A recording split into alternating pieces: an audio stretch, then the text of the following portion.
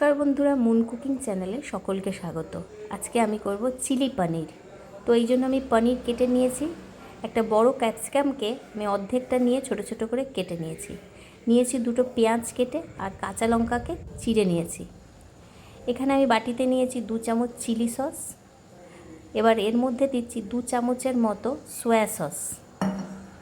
এবার আর দিচ্ছি 3 চামচের মতো টমেটো সস। এই 3টে সসকে আমি খুব ভালো করে মিশিয়ে এবার পাশে রেখে দেব।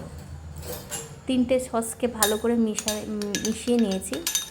এবার এটা আমি সাইড করে রেখে দিলাম। কড়াইতে দিয়ে দিয়েছি সাদা তেল। এবার পনিরকে আমি ভেজে নেব।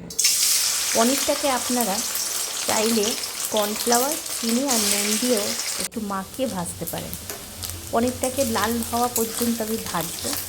পনিরটা একটু লাল হয়ে আসলেই আমি এটাকে নামিয়ে নিয়েছি। নামিয়ে এবার এই একই তেলে দিয়ে দিয়েছি পেঁয়াজকে দিয়ে আমি 1 মিনিটের মতো একটু ভেজেই এর মধ্যে দিয়ে দেব ক্যাপসিকাম দিয়ে কিছুক্ষণ ভাজার পর এর মধ্যে আমি আস্তে আস্তে দিয়ে দিচ্ছি কাঁচা লঙ্কাগুলো, আর দিয়েছি 1/2 চামচ মতো নুন দিয়ে এবার এটাকে আবার 1 মিনিটের মতো ভাজবো। এই সময় আমি দিয়ে দেবো 1 চামচ আদা রসুন পেস্ট।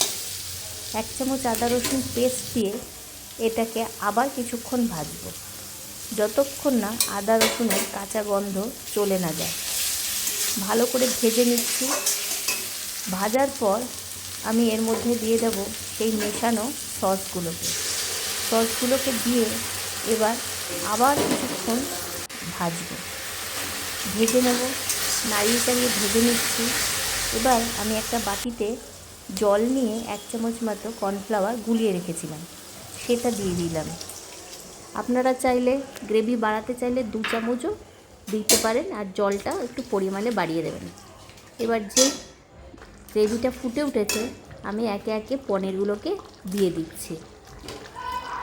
আপনারা চাইলে আজিনামেটো দিতে পারেন, কিন্তু আজিনামেটো শরীরের জন্য খুব খারাপ বলে আমি এখানে দিচ্ছি না, কারণ বাচ্চারা খাবে। হয়ে গেছে আমার চিলি পনির। যদি এই ভিডিওটা আপনার ভালো লেগে থাকে তাহলে লাইক করবেন, শেয়ার করবেন, সাবস্ক্রাইব করবেন।